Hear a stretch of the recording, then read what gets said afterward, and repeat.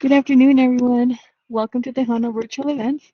Thank you all for coming today. We're going to have a great session to share with you. Today's session, we'll be learning about the Center for Students with Disabilities and the Writing Center.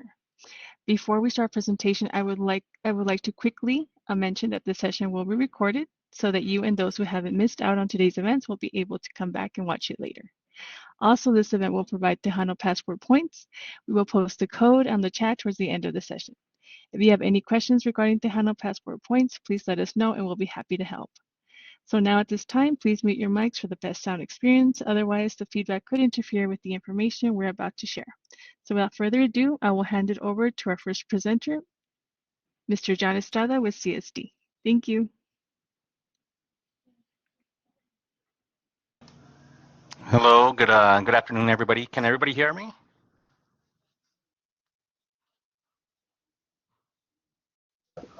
Yes. Okay, great. I'm not sure if I should share my camera or not. If not, I'm assuming I can just begin with the presentation. Should I share my camera, or is this just fine?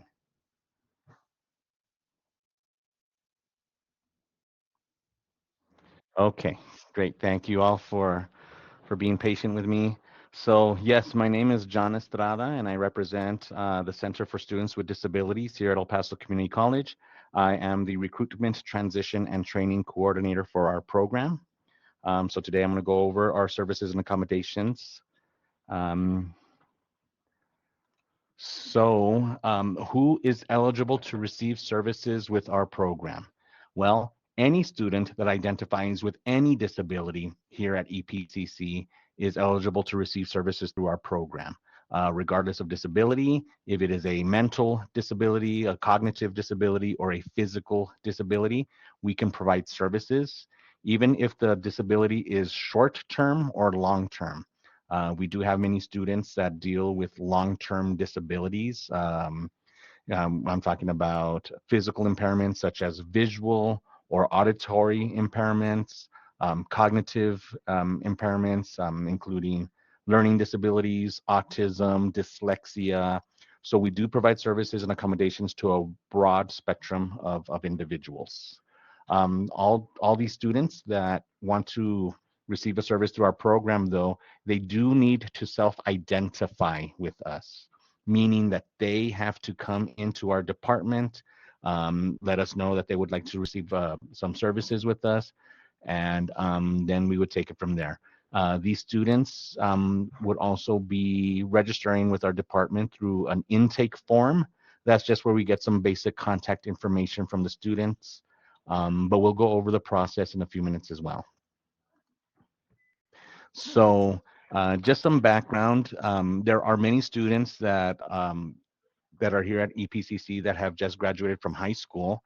And many times those students who were receiving some sort of accommodation or service at the high school, they fell under a certain plan, a 504 plan or something called an ARD, which includes an IEP, which is an individualized education plan.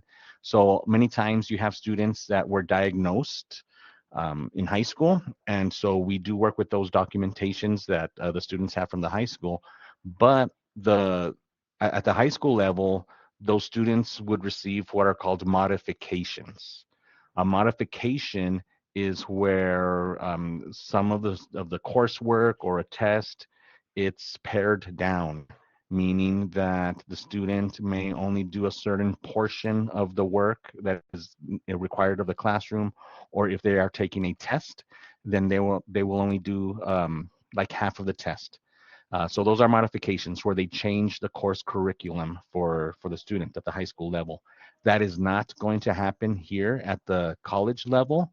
And so that's where we step in, our department. And so we do provide accommodations. It is expected that every single student here at the college level does the exact same amount of work as every other student, regardless of disability. But like I'm saying, that's why we accommodate. And so I'll go over those services and accommodations that we provide in a couple of slides as well. But just so that there's that understanding that at the high school level, students receive modifications if they fall under a SPED plan. Here at the college level, We would not modify. We would only accommodate. What is required as far as documentation, I already mentioned some of these items. These include the 504 plan, an ARD, or the IEP.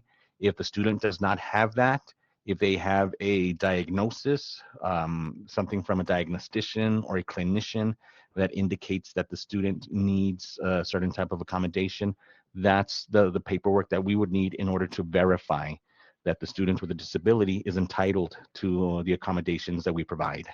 Um, and these documents do need to come from a qualified individual, a doctor, a professional, a psychologist, or a diagnostician. So it's best that if the student, if they are planning on coming in to speak to one of our counselors, as far as receiving services and accommodations, that they do bring in this disability documentation.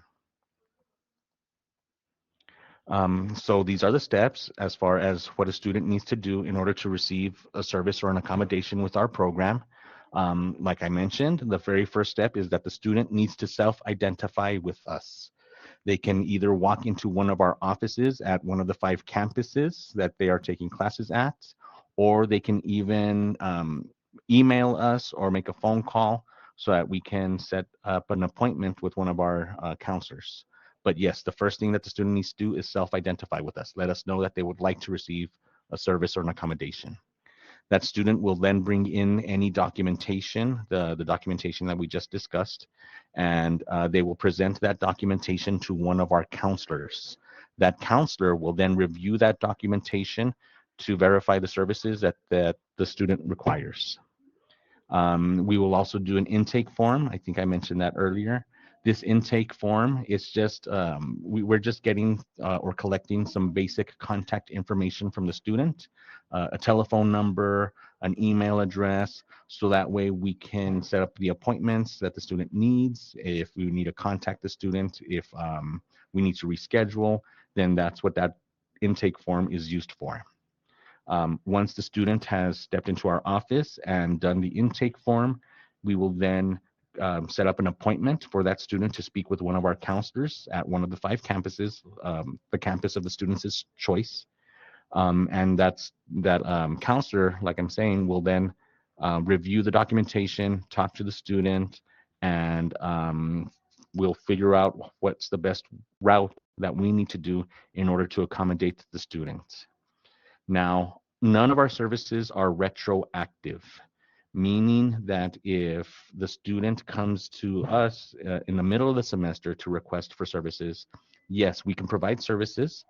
But if, let's say, that the student already took one of the tests that they needed to take for class and they got a low score, if they then realize that they should have come to us and requested extra time for testing, well, yes, we can provide them the extra time for testing for all of the the next tests that they will take, but we can't ask the instructor to have that student retake a previous test with extra time. So if the student earns a grade, whatever grade it is that they earned, that's the grade that they're going to keep for that test or for a project or homework. Confidentiality. The school falls under the FERPA Act, the Family Educational Rights and Privacy Act. And so that means that with our department, Center for Students with Disabilities, we will keep all personal information about the student confidential. So no tutors, instructors, or staff can come asking for personal information about that student. And as it is, no parent can ask for that information either. If there's a student that comes in and registers for services with us, then we're going to safeguard all of that information that that student provides to us. So not even that student's mom or dad can come and ask without permission from the student if they can view some of the information that they provided to us. Now, if the student comes in and they need to have their parent there with them, their mother or father or a guardian, then if the student verbalizes that that individual can access that information or speak on their behalf, we do allow that. But the student needs to give permission. Um, so Center for Students with Disabilities, we do have a lab site at every single campus. So if the student is taking a class at Mission del Paso, Northwest, Trans Mountain, or Rio Grande campus, we can provide a service. Our main campus office, I'm sorry, our main office is here at the Valle Verde campus, but we do have offices at the satellite campuses. So our department, Center for Students with Disabilities, or CSD, we do provide many accommodations and services, and these services can be provided virtually if we can accommodate the situation. It depends on the type of accommodation, and we will go over those services and accommodations now. So those services and accommodations include note-taking services, scribing services, and sign language interpretation. As far as the note taking service goes, we do have software that the student can use if the student needs, let's say, a recording of the lecture. If the student is enrolled in an online class and they need this technology. Here I'm seeing that we have the word glean. It recently changed. It's not glean anymore. I should have updated this. Now it's called Genio. So Genio, that is a note-taking app that we can provide through our office, and it's for free. All of our services are free. But this app, the students would use it on either their laptop or their cell phone. And so what the app would do, it would make a recording of the lecture, an audio recording. The app would then convert that recording into a transcript. So it would be like a Word document. And the student can go back and edit the document. They can add notes. They can highlight. They can do different things with the recording and with the transcript. So that is an online, I guess, adaptive technology that we can provide to our students. We also provide scribing services. So if the student is unable to write for themselves, then we can provide that service. We can have somebody sit in the classroom with the student and they would write down whatever it is that the student needs written down. We also provide sign language interpretation. We send sign language interpreters to the classes that the students are taking, or if the student goes to access the writing center or the prep lab or one of the other department programs that we offer here at EPCC, the sign language interpreter can go with the student in order to act as a translator or an interpreter. We also provide tutoring services. Our tutors are trained or they're specially trained to work with students with disabilities, but they can also help any other students. Our tutoring services are actually open to the whole school, to all the students here at EPCC. And our tutors can meet with the students in three different ways. We can either assign a specific tutor to work with a student one-on-one on a scheduled basis. So the student would meet with the tutor, let's say every Monday, Wednesday, and Friday from 9 a.m. to about 10 a.m. And the tutor would go over the material that the student needs to review, if it's some math or some psychology, if they need to review a paper or something like that. So that's one way that the tutor can meet with the students. So that's the scheduled one-on-one. Another way is that the student can come in on a walk-in basis to one of our departments, and they can ask to meet with the tutor on an open basis. So if we do have an open tutor, a tutor that is available, then the student can sit down and work with that tutor and go over the material that they need to go over. And then we do also offer virtual tutoring. So it would be here on Blackboard. Our tutors would meet with the students in one of the rooms, and they can either share their screens with each other.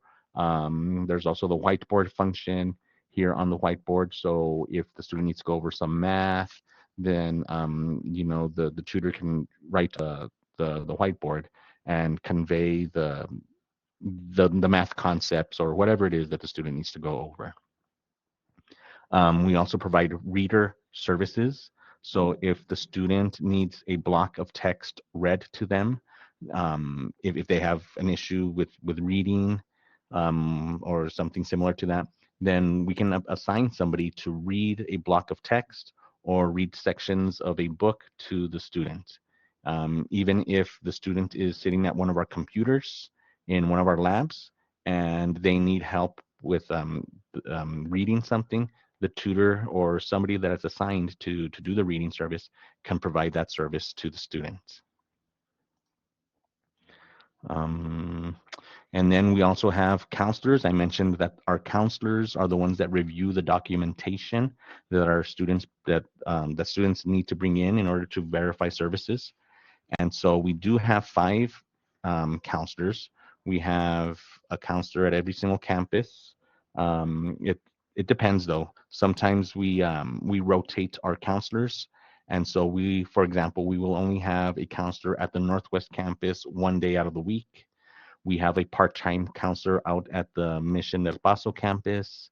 And then at Rio Grande, we do have a counselor there, I believe, 3 days out of the week. At the Valle Verde campus, we do have counselors here all week long. Thursdays are usually our walk-in dates. And so if the student does not have a scheduled appointment with one of our counselors, they can walk in on a Thursday. And if the counselor is free, then the student can meet with our counselor. But it is recommended that that the student does schedule to meet with our counselors. That can be done by calling the front desk.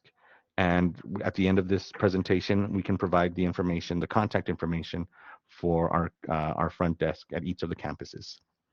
Another of the accommodations that we provide are testing accommodations.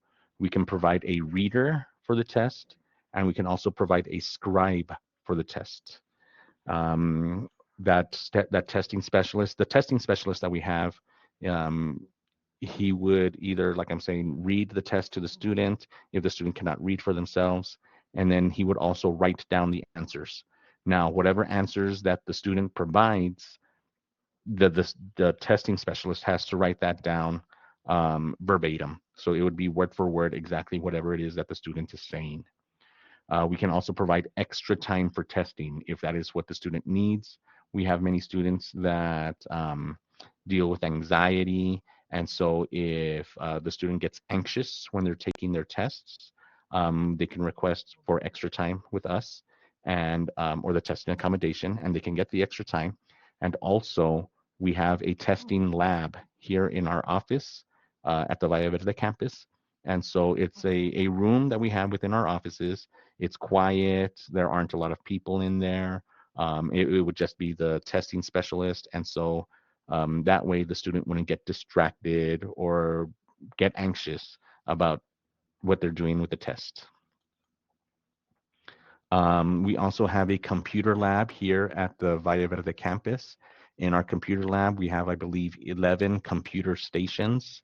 We do have printing accessibility, and then we also have a lot of assistive technology that the students can use. For example, we have screen readers, or I should say text to speech and speech to text programs. So if a student is on a website and they cannot read the text on a website, we have an application where the computer will actually verbalize whatever is on the screen. If there's some text on the screen that the student needs read out to them, we have programs that'll read that out loud. The student can either use a headset, or if there's a speaker attached to the desktop, then they can use that as well. We also have listening devices, and we have visual magnifiers. We also have brailing capabilities. We do have quite a few different types of assistive technology that our students can use. Some of this equipment the students can use inside of the classroom as well. It just depends on the situation and on the need. But if anybody's interested in visiting with our computer lab here at the Valle Verde campus, we are in room C112. We are right above the bookstore in the C building. We're in on that same floor where the students can get their student IDs. We're across from Campus Life. If you want to find out some more information, if you want a demonstration about some of our technology, you can come in and you can speak to Chris Garcia or Eric Garcia, and they would be more than willing to explain the technology that we have to you, that we have for the students to use. Now we do understand that there are some students that require service animals here on campus, and that could be for a variety of different reasons. Um, and in these cases, we do respect the idea that these service animals have to be on campus with the person that they are with. And so these animals, these service animals, they can go to all those different locations that the student needs to go to here on campus. If they need to go to a classroom to sit down for a lecture, if they need to go to speak to a counselor, if they need to go to financial aid, or if they need to go use one of the services in one of the other programs, like the writing center, then we do respect the idea that the animal, the service animal, needs to go with that person to those places. So, as the animal is an extension of the individual, we cannot interact with the animal. We cannot give them treats. We cannot pet them, and so speak because the animal is working. So we need to respect that. And so there are only a couple of things that we can ask of these animals if they are on campus. And they are one, if that service animal is a service animal, and two, what work or task they have been trained to perform. Um, Now, we do not keep or maintain a registry for these service animals. So we're not keeping a list of the service animals that are here on campus. And so if there is an issue, if something arises with the animal, the service animal, in the classroom, if the animal is being disruptive, if they're soiling themselves, or if they bite another student, then yes, we do have police on campus that can um, they can handle that situation. They can have the individual remove the animal from the campus. But for the most part, these service animals are trained, and so they're trained not to do things like that, like be disruptive or bite another person. Um, we we as a department do not recognize what are the emotional support animals, in the sense that if one of those emotional support animals are here on campus, well, these animals are not trained. And so if they do cause a disturbance and if they do bite somebody, then we cannot rely on the idea that the animal has been trained. So that is why it's best that if a student is going to bring on an animal on to the campus, that it is a trained service animal. And the two service animals that we do recognize are dogs and miniature ponies. I have never seen a miniature pony here on campus, but that doesn't mean that we won't see one in the future. But yes, we do recognize service animals as dogs and miniature ponies. So just a final reminder about how to request accommodations with our department. The student must contact CSD. They must either walk into one of our offices, call us, or email us. Then they must self-identify with us, letting us know that they would like to receive a service. Then they should bring in any supporting documentation that identifies that they do have a disability. They will take that student will then do an intake form with us, so we can create a file for that student, so we can contact them. We will then set up an appointment for that student to speak with one of our counselors. That student will present their documentation to that counselor. The counselor will then have a conversation with the student and verify the services. The counselor can also explain what some of these services and accommodations are. And then just one last thing, just the idea that none of our services and accommodations are retroactive. And so it's best that the student request our services at the beginning of the semester. Um, like I'm saying, if the student earns a bad grade or a low score on one of their tests at the beginning of the semester and they did not request extra time at the beginning of the semester, we cannot go back and have that instructor um, give the student the test again with extra time. So there's the idea there. This is our contact information for our 5 offices. We do have an office at each campus, like I mentioned before. If you want to take a screenshot of this slide, please do so now. And then our email address is csd@epcc.edu.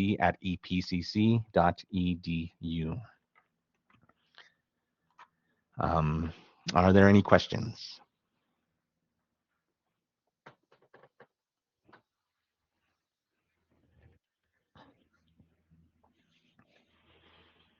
Okay, so if there aren't any questions, that's the end of my presentation. How long are tutoring sessions? Excuse me. Okay, so the tutoring sessions usually it reflects the day of the lecture class.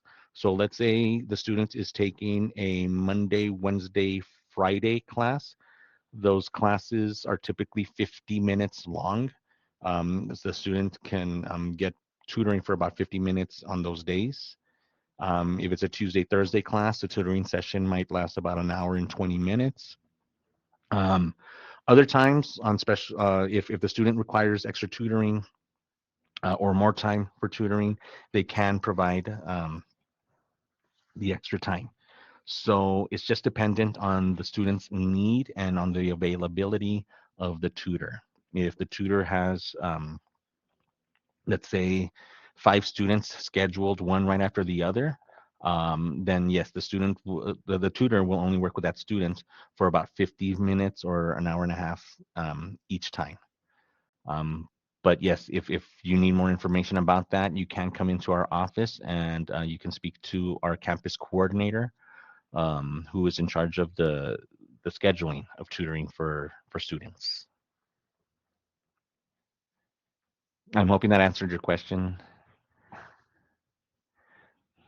Okay, are there any other questions?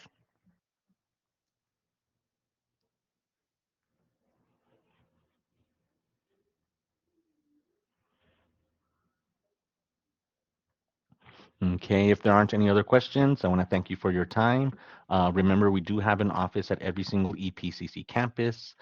Here at the Valle Verde campus, we are in the C building where the subway is at, the cafeteria. We are located right above the bookstore. If you do have any other questions, you can contact me. I don't believe I have my contact information here. Um, but yes, you can just walk into one of our office and ask for more information if you need help. Okay, thank you all so much.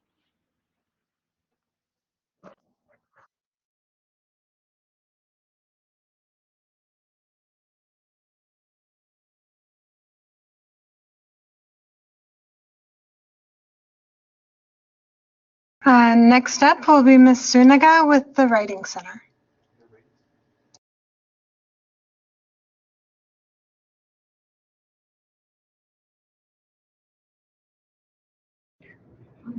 Hi, is everybody able to hear me? Yes, ma'am, nice and clear. Perfect, thank you. So my name is Vanessa. I'm the Academic Resource Specialist from the Valle Verde Writing Center. I'll focus a little bit more on our virtual operations, but I'll also give you the information of the other campus writing centers and specifically the Valle Verde Writing Center. Okay. So these are some things that we'll go over today: the mission statement, how visiting us works, how to create your Grammarly EDU account, and what a session might look like. So our mission statement just basically outlines what we try to do, which is ultimately to make you all stronger writers. We're not here to edit your paper. We're here to help build your skills as writers. Okay, so what is the Writing Center?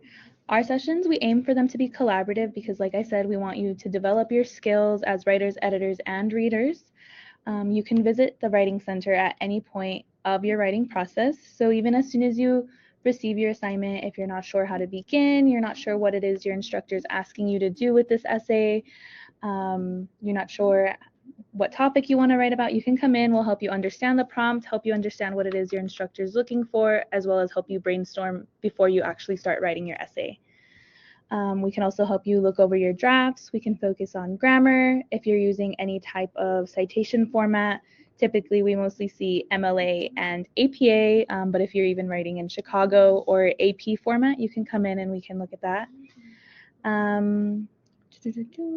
Some instructors might make it mandatory for you to come and see one of our tutors. In that case, we can give you a verification form.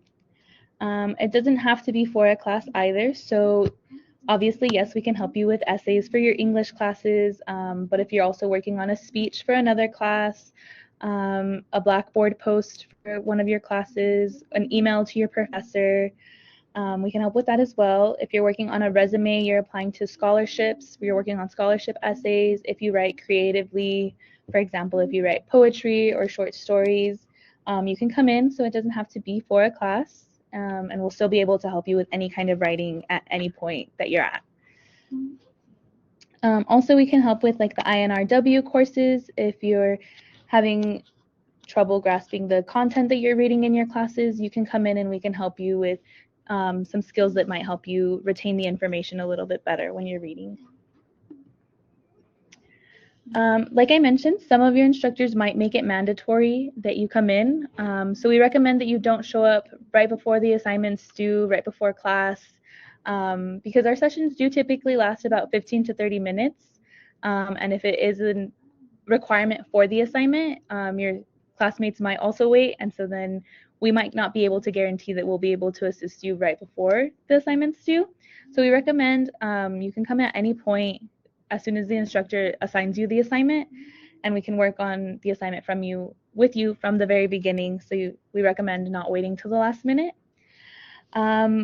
We do give verifications, like I mentioned. Some instructors do offer extra credit or make it mandatory for you to come work with us. The verification form just covers what it is that you talked about with your tutor, any questions that you might have, and then what your next steps are for the assignment. As I mentioned earlier, we're not an editing service, and we're not going to just do the work for you, but we can help guide you in the right direction for any of your writing projects. Okay, so this is what the breakdown of a session with one of our tutors would look like. Obviously, you'll either walk into one of our centers or you'll join our virtual room. You'll be greeted by one of our tutors and then paired with whichever tutor is next in the rotation. Then you'll have a one-on-one session with your tutor. They'll probably ask you questions about your assignment. What kind of essay are you working on today?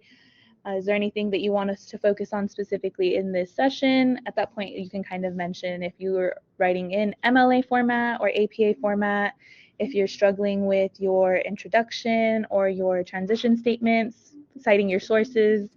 You can communicate that with your tutor, and then they'll focus specifically on those things during your session. Then at the end of your session, if anything still feels unclear, if you're not sure, you're not really understanding what your next steps are, you can ask the tutor any following questions, and then they can try to explain it in a different way so that you are understanding the assignment. If you come in person to one of our centers, you'll be given a slip. The slip kind of varies between the centers. At the Via Verde Writing Center, we have you answer a question before your session and then after your session. So like what your goals are for the session and then what your next steps are. And then it has details about what you talked about with the tutor that the tutor will fill out. You'll get one of those if you come in person. And then if you visit us virtually, you'll provide the tutor with your EPCC email, and they'll email it to you, which you can either then save as a PDF and share with your instructor when you're turning in your assignment, or you can forward the email to your instructor. They usually will specify which one they prefer you to do. Okay, so if you do visit us virtually, you'll go to our website, which is epcc.edu/services/writing center. And our virtual hours are Monday through Friday from 10 a.m. to 7 p.m. and then also Saturdays from 10 a.m. to 6 p.m. So if you're working on your essay on a Saturday, you can still come in virtually and you'll still be able to get help from one of our tutors, and you'll also still be able to get your verification form if needed. I'll leave that there for a little bit in case anybody wants to take a picture of that or write that down.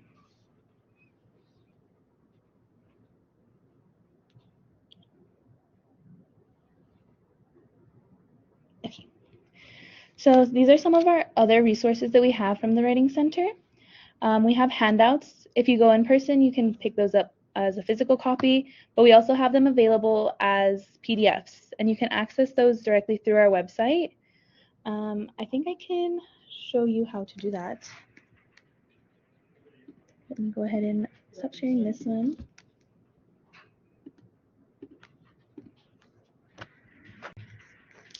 Okay.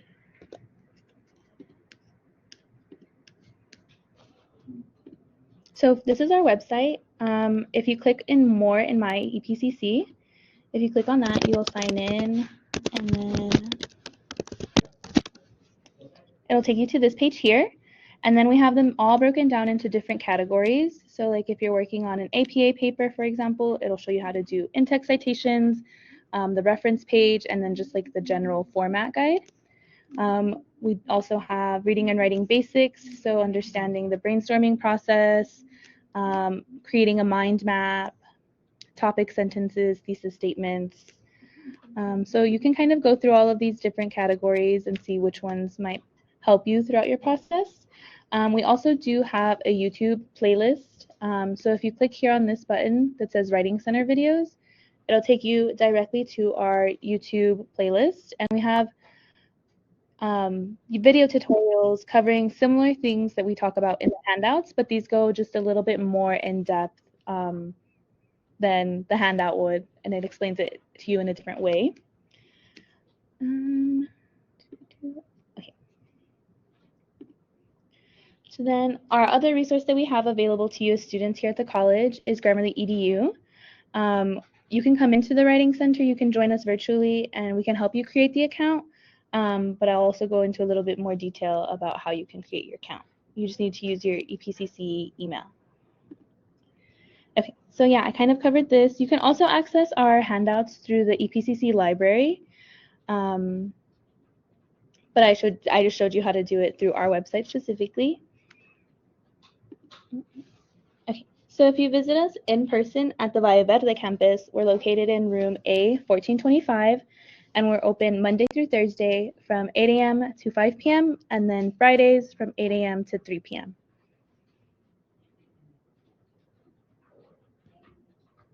You can also visit us at one of the other 4 campuses. I have all of their phone numbers, their hours of operation, and their room numbers there for you.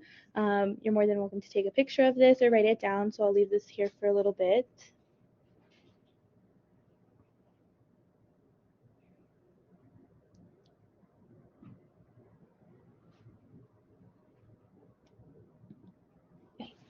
So yes, these are our in-person resources. Like I mentioned, we do have our handouts available printed out for you. We also have a selection of textbooks that you might need in some of your literature courses.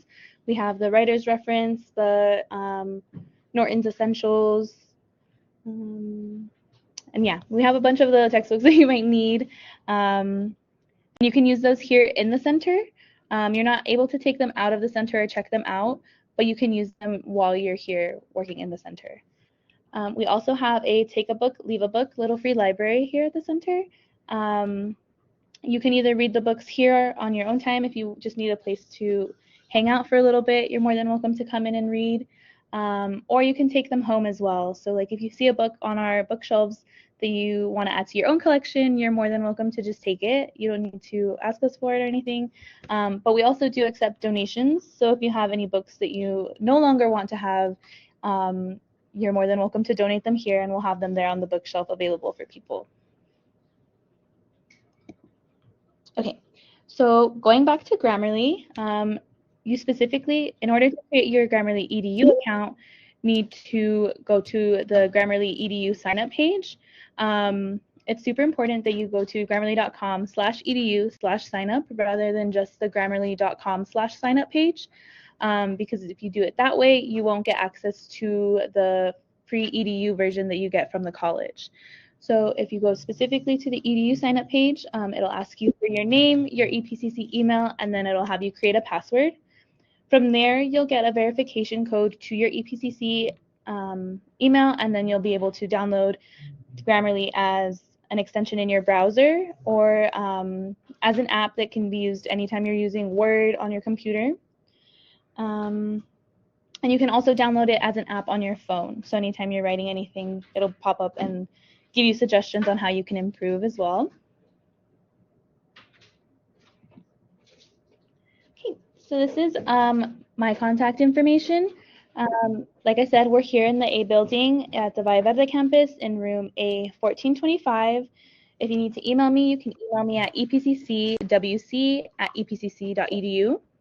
That's the link to our website once again, epcc.edu/services/writing center, and then our phone number as well, which is 915-831-2149.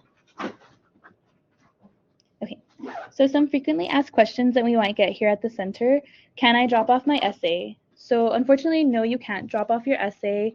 You can't email it to us either. We only offer in-person and virtual sessions.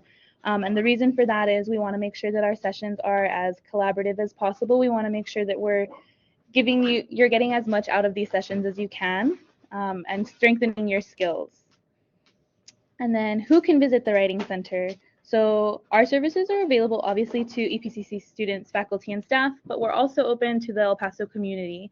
So even after you complete your courses here at the college, if you're working on a resume to apply to other jobs or other schools, if you're working on scholarship essays, you're more than welcome to come back and visit us, and we can still help you. So even if you're not a student here or you have family members who aren't students here, they can still come in and we can still help them with any kind of writing that they might be working on.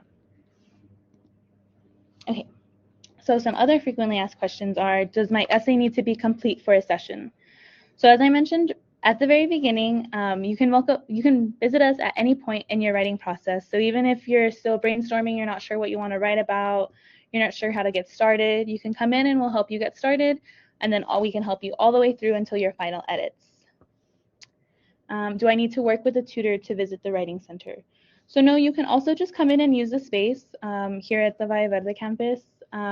We usually have like lo-fi music playing, so it's a great place to come in and just study. We have couches that you can read on. You can also come in and use our computer, also print in here. So no, you don't have to come in to work with a tutor. If you do need a verification for your instructor though, you do need to work with a tutor. So if you come in and spend an hour, but you don't work with a tutor, unfortunately, we can't give you verification for having visited the center. So if you do need verification, just make sure that you do work with a tutor when you come in. Okay, does anybody have any questions or need to go back to any of the slides with our information?